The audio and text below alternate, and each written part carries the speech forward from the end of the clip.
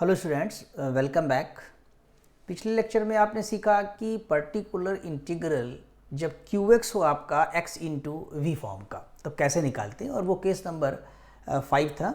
आज हम लोग सीखेंगे केस नंबर 6 में to find P I when q is of the form, यानी q आपका जब x की पावर m इंटू वी के फॉर्म का हो। देखिए पिछले में क्या पढ़ा, एक बार फिर मैं बता दूं आपको। पिछले में था qx is equal to X into V, यानी यहाँ पर x की कोई पावर नहीं थी, x इंटू वी था। और मैंने ये भी बताया था जनरली आपको जो प्रॉब्लम्स मिलेंगी उसमें x साइन ए एक्स या x कॉस ए एक्स होगा, क्योंकि e की पावर ए एक्स होने से या एक्स स्क्वायर एक्स क्यूब यानी x की पावर m होने से प्रॉब्लम पिछले केसेस में चेंज हो जाएगी। उसी प्रकार से यहाँ पर भी है कि x की पावर m हो गया, यानी यहाँ पर पावर 1 थी, अब थोड़ा सा केस चेंज हो रहा है, यानी कि एक्स स्क्वायर इंटू वी हो जाए। जैसे प्रॉब्लम अगर एग्जांपल ले लेते हैं यहाँ पर कि D square plus 2d plus 1 Y equal to X square sine X, इस टाइप की प्रॉब्लम अगर आपको सॉल्व करनी हो इसमें, ठीक, एक्स स्क्वायर आ गया है। अच्छा, अब एक बात ये भी हो सकती है, जैसे पिछले केस में भी हम लोगों ने डिस्कस किया था इस बात को कि v क्या x की पावर n हो सकता है। तो here in the particular following cases arises, but practice here in practice following cases, या पर्टिकुलर भी कह सकते हैं, पर्टिकुलर केसेस भी ये आते हैं। If v equal to x की पावर n, यानी यहाँ पर v की वैल्यू कैसी हो जाए, x की पावर n के फॉर्म में हो जाए। तो ऑलरेडी आप देख रहे हैं x की पावर m है और x की पावर n हो जाएगा, तो x की पावर m इंटू एक्स की पावर n ऐड होकर के x की पावर कितना बन जाएगा, m प्लस n, यानी कोई पावर नंबर में ही आएगी, x क्यूब हो, x की पावर 4 हो। सो q is of the form x की power m plus n solve by the method studied in last section, नहीं पिछले सेक्शन में जो आपने पढ़ा हुआ है पॉलिनोमियल का केस जो पढ़ा था, जिसमें x की पावर m को बाइनोमियल से एक्सपेंड करके करते थे। अब यहाँ पर क्या है कि एक और केस हो सकता है, तो ये तो केस प्रीवियस केसेस से आप पढ़ सकते हैं। अब देखिए v अगर हो जाए e की पावर ax तो q किस फॉर्म का हो जाएगा, x की पावर m e की पावर ax फॉर्म का हो जाएगा। ये भी आप पीछे पढ़ चुके हैं, क्यों, तब याद होगा कि d को रिप्लेस करते थे हम d प्लस a से। ये एक प्रकार से केस हो जाएगा आपका e की पावर ax इंटू वी का। प्रीवियस केसेस देखिए जहाँ पर e की पावर है, यानी यहाँ पर e की पावर ax को इंपॉर्टेंस देंगे पहले, क्योंकि ये e की power ax into V type का फंक्शन है, ठीक। तो अब उसके बाद जब सॉल्व करेंगे तो पिछले केस से हो जाएगा। तो ये लिखा है this form of q also be solve by method studied in last section, पिछले सेक्शन के मुताबिक इसको आप सॉल्व कर सकते हैं। तो अब क्या होगा कि v किस प्रकार का हो जो आप इस मेथड को अप्लाई करें। तो देखिए केस c और केस d दो हमने यहाँ पर लिए हैं, एक में cos ax को लेके एक्सप्लेन किया है और एक में sin ax को। ये प्रॉब्लम्स थोड़ी सी बड़ी होती है, लेंदी होती है, क्योंकि इसमें कॉम्प्लेक्स का भी यूज़ किया जाता है। कैसे किया जाता है देखते हैं। v equal to cos A X, यानी कि x की power m cos A X, जैसे कि अभी हमने यहाँ प्रॉब्लम भी आपकी लिख दी है, एक्स स्क्वायर साइन एक्स, इसे सॉल्व किया सकता है। यहाँ साइन हो या कॉस, कैसे करेंगे, हम पी आई लिखेंगे 1 अपॉन एफ डी, एक्स की power m cos A x लिख दिया। अब इस कॉस ए एक्स को हम लोग एक्सपोनेंशियल में चेंज करेंगे। क्यों चेंज करेंगे, पीछे आप पी आई ये मेथड पढ़ चुके हैं, इसमें लगेगा मेथड प्रीवियस मेथड ही लगाना है, लेकिन अपनी प्रॉब्लम को ट्रांसफॉर्म करेंगे प्रीवियस मेथड के लिए। कैसे करेंगे, पी आई आपने पढ़ा है कि 1 अपॉन एफ डी लिखते हैं, e की पावर ए एक्स है और v है। तो कैसे किया जाता है एक बार बता चुके हैं आपको पहले भी, e की पावर x, प्रीवियस वीडियोस देखिए आप, e की power x 1 upon F D plus A कर लिया जाए और इंटू वी, यानी इसका रोल प्ले हो गया। पिछली बार हमने कहा था रोल ध्यान रखिएगा कि इसका प्ले हो चुका है, यानी कौन यूज़ कर चुके हैं कौन सा फंक्शन। तो e की पावर ए एक्स और एफ डी प्लस ए से करके और फिर आगे जैसा है ये केस होगा वो अप्लाई कर दिया जाएगा, यानी पहले एक केस फिर उससे और प्रीवियस केस लग जाएगा। तो हम यहाँ क्या कर रहे हैं कि कॉस को एक्सपोनेंशियल में चेंज करेंगे। अब कैसे करेंगे, इसका एक आपने यूलर्स फार्मूला पढ़ा हुआ है, यूलर्स फार्मूला नेक्स्ट स्लाइड में वैसे मैंने दिया है, देख लीजिए आप यहाँ पर कि नोट में लिखा है कि e की पावर आई ए एक्स क्या होता है, cos A x plus I sign A x, complex में लिखते हैं इसको। अब कॉस ए एक्स एक्चुअली है क्या, इस एक्सपोनेंशियल का यानी e की पावर आई ए एक्स का रियल पार्ट है, और ये जो साइन ए एक्स है ये इसका इमेजिनरी पार्ट है। तो देखिए हम ऐसे लिखेंगे कि cos A X is equal to R P, यानी यहां पर ये लिखा गया आर पी यानी कि रियल पार्ट ऑफ, किसका रियल पार्ट है, e की पावर आई ए एक्स का। देख रहे हैं यहां पर e की पावर आई एक्स आपका ये लिखा हुआ है, ठीक। और साइन ए एक्स क्या है, sine A X is equal to imaginary part, इसके लिए हम लोगों ने जो है वो आई पी यूज कर लिया है, इमेजिनरी पार्ट ऑफ e की पावर आई ए एक्स। तो जहां कॉस आएगा वहां पर हम आर पी लिख के चलेंगे यानी रियल पार्ट, और जहां पर आपका साइन आएगा वहां पर हम इमेजिनरी पार्ट लेकर चलेंगे, और किसका, e की पावर आई ए एक्स। अब ए क्या है, ए जो कॉस ए एक्स लिखा, कॉस एक्स होता है या कॉस 2x होता है, कॉस 3x होता है, तो जो कोफिशिएंट ऑफ x है वो ए हो जाएगा।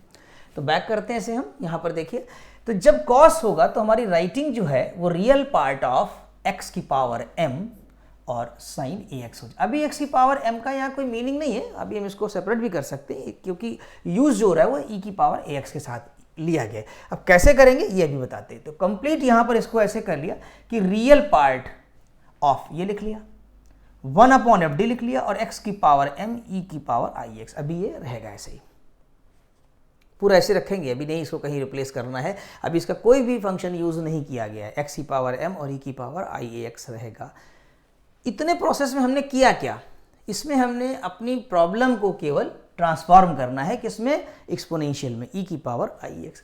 जब ये चेंज हो जाएगा तब यहाँ पर d को हम रिप्लेस करेंगे, किससे रिप्लेस करेंगे, d जो है रिप्लेस होगा d प्लस आई ए एक्स से, ठीक। ये जो d आप देख रहे हैं यहाँ पर d रिप्लेस हो जाएगा d प्लस आई ए एक्स। अब e की पावर आई एक्स का रोल प्ले हो जाएगा, तो फिर कौन सा रह जाएगा, x की पावर m, फिर वो बाइनोमियल से करेंगे, बाइनोमियल मेथड जो बताया था, जो केस आपका था, ठीक। तो देखिए ये नेक्स्ट स्लाइड में आपका आ रहा है q इक्वल टू x की power m sign A x. अब की बार क्या आ गया, साइन, तो जैसे पीछे कॉस था यहाँ पर आपकी साइन है, और साइन के लिए हम लोग यूज करेंगे इमेजिनरी पार्ट ऑफ x की पावर m e की पावर आई ए एक्स, ठीक। अब क्या है, imaginary part of 1/fd x की पावर m e की पावर आई ए एक्स हो जाएगा। ये तो मैं बता ही चुका हूँ आपको यहाँ पर कि कैसे लिखना है, बस अब ये है कि इस पर बेस्ड जब प्रॉब्लम करेंगे, उनकी प्रैक्टिस करेंगे तो आपको कॉन्फिडेंस आ जाएगा, ठीक। देखिए ध्यान से, एक प्रॉब्लम हमने लिया है यहाँ पर, एग्जाम्पल नंबर 11 है। इससे पहले के वीडियोज़ अगर आप देखें तो एग्जाम्पल नंबर 10 तक उसमें सारे एग्जाम्पल्स को मैंने एक्सप्लेन कर दिया है। देखिए, solve D square plus 1y equal to X square sine 2x। अभी हमने एग्जाम्पल लिखा था जिसमें एक्स स्क्वायर साइन एक्स था, यहाँ पर एक्स स्क्वायर साइन 2x। आप ध्यान रखिएगा ये 2 है तो कोई ज़रूरी नहीं कि 2 हो, ये तो एक बाई चांस क्वेश्चन है, यहाँ एक्स स्क्वायर साइन 3x भी हो सकता है या एक्स क्यूब साइन 2x हो सकता है, तो ये आपको समझना होगा। We have auxiliary equation, auxiliary निकालिए तो आपका m आ गया, वहाँ से CF लिख लिया। CF तो आपका पहले लेक्चर में देखिए बताया हुआ है मैंने, वीडियो लेक्चर 1 में देख सकते हैं। अब PI कैसे निकाला जाएगा, जो अभी सीखा, 2 स्लाइड पहले आपने सीखा कि 1/fd लिखेंगे, फिर एक्स स्क्वायर साइन 2x लिखेंगे, लेकिन साइन 2x को हम लोग ट्रांसफॉर्म कर देंगे तो पूरी प्रॉब्लम का प्रोसेस हमारा चेंज हो जाएगा। कैसे, साइन 2x को हम यहाँ पर ये लिख ले रहे हैं e की पावर 2ix में, राइट। तो इमेजिनरी पार्ट ऑफ, यानी साइन है इसलिए क्या हो जाएगा ये imaginary part of 1/d square plus 1 X square E की पावर, ध्यान देंगे 2ix। ये 2 क्यों आया, इसकी वजह से आया क्योंकि ये साइन 2x है, ये पावर की वजह से नहीं आ रहा है, इस बात का ध्यान रखेंगे आप, ठीक। आगे बढ़ते हैं, देखिए ध्यान से एक बार और देख लीजिए, इमेजिनरी पार्ट ऑफ दिस।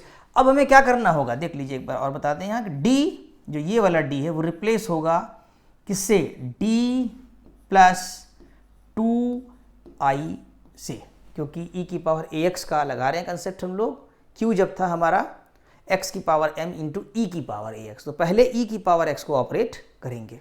देखिए नेक्स्ट स्लाइड में आप, जैसा बताया हमने कि इमेजिनरी पार्ट ऑफ e की power 2ix 1/d plus 2i का क्या हो जाएगा, whole square, d will be replaced by d plus 2i, ठीक। और ये होल स्क्वायर अपनी जगह प्लस 1 है, फिर एक्स स्क्वायर ये आ जाएगा आपका, ठीक, यूजिंग फार्मूला जो मैंने आपको भी एक्सप्लेन किया। अब इमेजिनरी पार्ट, ये शब्द जो आपका है वो आगे लिखा रहेगा, चलता रहेगा जब तक हम एंड तक नहीं पहुंच के उसको अलग कर लेते हैं, ठीक। अभी ये चलेगा, कब तक चलेगा अभी समझ में आ जाएगा। यहाँ जब आपने ऐड किया तो एक बात नोटिस करिए कि e की पावर 2ix ई की पावर 2ix अभी कह सकते हैं आप राइट पोजीशन पे था, इधर कह सकते हैं, देखने में है। और अब इसका रोल हो जाने से ये आपका लेफ्ट साइड हो गया, थोड़ा एफडी के इधर आ गया, 1/FD के लेफ्ट में राइटिंग कर लेकिन इसका अब नहीं यूज़ करना है, ठीक। ये यहाँ मेंटेन रहेगा। इसका होल स्क्वायर करेंगे आप तो इसका होल स्क्वायर आएगा d² प्लस 4id, वही a प्लस b के होल स्क्वायर से कर रहे हैं हम लोग, और माइनस 4 आ जाएगा। क्यों? क्योंकि 2i का स्क्वायर होगा और 2 का 4 हो जाएगा, i² का -1 दिया हुआ, ठीक। और यहाँ पर आपके पास ये +1 लिखा हुआ है तो हो गया d² प्लस 4id, देखिए ये लिखा है, -4 + 1 आपका -3 और x² अपनी जगह पर है, ठीक। इसकी राइटिंग करिएगा, जब आप ये वीडियो देख रहे हो उस समय पेन कॉपी ले करके एक एक लाइन लिखते भी चलेंगे तो उससे ज़्यादा समझ में आएगा आपको। अब क्या करना है, इमेजिनरी पार्ट ऑफ e की पावर 2ix अपॉन -3। अच्छा -3 क्यों लिया है आपने? बाइनोमियल का केस याद है आपको कि 1 रखना होता है, फिर डिनोमिनेटर के टर्म को न्यूमिनेटर में ले जा करके निगेटिव पावर हो जाती है। तो यहाँ पर ये है -3 लोवेस्ट डिग्री टर्म, तो -3 को आपने यहाँ पर डिनोमिनेटर में बाहर ले लिया, कॉमन ले लिया। अब क्या होगा, ये 1 हो जाएगा यहाँ वाला, और ये दोनों निगेटिव में, क्योंकि माइनस में हमने कॉमन लिया है तो ये होगा माइनस में 4id/3, इंक्रीजिंग में लिखते हैं तो इसलिए पहले मिडल वाला यहाँ लिख रहे हैं 4id/3 और प्लस d²/3, और ये करने के साथ ही साथ इसको न्यूमिनेटर में भी शिफ्ट कर दिया है इस टर्म में, तो इसलिए -1 आया और x² अपनी जगह पर है। तो आई थिंक इतना समझ में आ गया होगा। अब आगे बढ़ते हैं, क्या करना होगा, अब इसे हमें बाइनोमियल से एक्सपेंड करना होगा। बाइनोमियल का जो फार्मूला है वो कौन सा यूज़ करने वाले हैं हम लोग, देख लीजिए एक बार, 1 - t, क्योंकि ये एज ए t बिहेव करेगा। अब तो आप इतनी प्रॉब्लम सॉल्व कर चुके हैं कि बिना t लिए भी एक्सपेंड कर सकते हैं। शुरुआत की एक्सरसाइजेस में t लेना पड़ा होगा, लेकिन अब आप अपने हिसाब से कर सकते हैं। तो 1 - t की होल पावर -1 है ये, ठीक। t का मतलब यहाँ पर ये हो गया। अब इसे एक्सपेंड करेंगे, बहुत आसान सा फार्मूला है, 1 + t + t² and so on, ये चलता जाएगा। तो वही चीज़ लिखिए, 1 और t मतलब ये ब्रैकेट, प्लस t मतलब ये जो आपके पास है इसका होल स्क्वायर, और ये x² अभी अपनी जगह पर है, अभी ऑपरेट नहीं किया गया है। क्या करेंगे, अब यहाँ समझ लें पहले आप, देखिए x² है इसलिए हमें पावर जो d की रखनी है वो बड़ी से बड़ी d² रखनी है। क्यों? x³ का d³ आ जाएगा तो d³ और x² का डिफरेंशिएशन 0 हो जाएगा, ठीक। तो अभी देखिए ये रखना है, ये रखना, इसमें कुछ टर्म लेने हैं और नहीं लेने हैं, तो उतना ही एक्सपेंड करिए जितनी ज़रूरत है हमारी। जैसे इसका स्क्वायर करेंगे आप पहले ना, तो इसका स्क्वायर क्या आ जाएगा, -16/3 d²। क्यों? i² -1 हो जाएगा। अब इसका स्क्वायर करेंगे तो d की पावर 4 आएगा, देखिए ध्यान से, d की पावर 4/9 आ जाएगा, और वो हमारे लिए यूजलेस हो जाएगा। इसमें जनरली लिखते नहीं है तो एक्सप्लेन कर रहा हूँ मैं आपको। इनका मल्टीप्लाई अगर आप करते हैं प्लस, तो 3 3 9 और 2 टाइम्स हो जाएगा तो 8/9i, और ये d³ आ जाएगा। क्लियर? तो ये एक्सपेंशन इसका आ रहा है, लेकिन हम केवल और केवल d² वाला टर्म कंसीडर करेंगे, और उनको ना भी लिखें तो हो जाएगा। बट अगर राइटिंग करके आपको समझ में आता है तो राइटिंग करिए और तब कंसीडर करिए। तो कुल मिलाकर के 1 रहेगा, ये रहेगा और ये, और इन दोनों में d²/3 और -16/3 d² में एलसीएम लेके मैनेज करना होगा। नेक्स्ट स्लाइड पे देखते हैं। तो e की पावर, वही बात अभी है, ध्यान दीजिए, इमेजिनरी पार्ट ऑफ चलता रहेगा अभी एंड तक, ठीक। इमेजिनरी पार्ट ऑफ e की पावर 2ix/-3 1 + 4id। 4id देख लीजिए एक बार फिर से आप, ये 4id/3 पहला टर्म है, d²/3 एक टर्म है, -16/3 d², यानी कुल 3 टर्म लेंगे, 1 2 और 3। एक है आपका d का, 2 टर्म्स होंगे आपके d² वाले, उन्हें मैनेज कर लेंगे।